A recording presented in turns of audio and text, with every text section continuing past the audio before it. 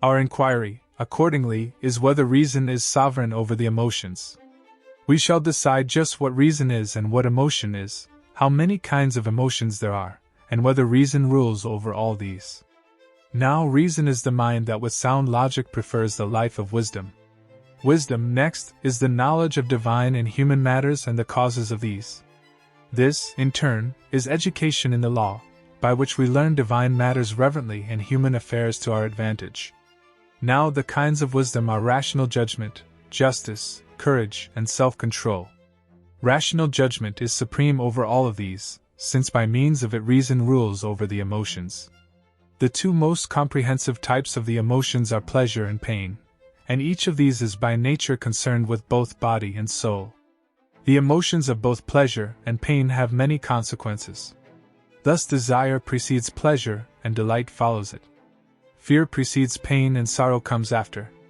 Anger, as a person will see by reflecting on this experience, is an emotion embracing pleasure and pain.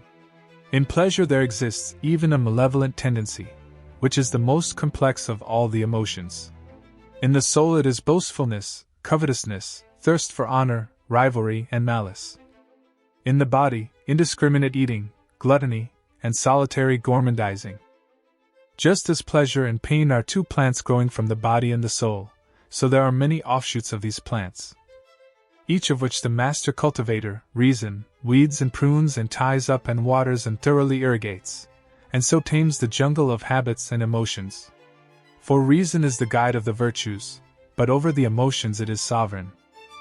Observe now, first of all, that rational judgment is sovereign over the emotions by virtue of the restraining power of self-control. Self-control, then, is dominance over the desires.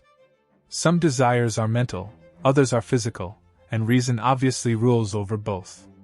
Otherwise, how is it that when we are attracted to forbidden foods we abstain from the pleasure to be had from them?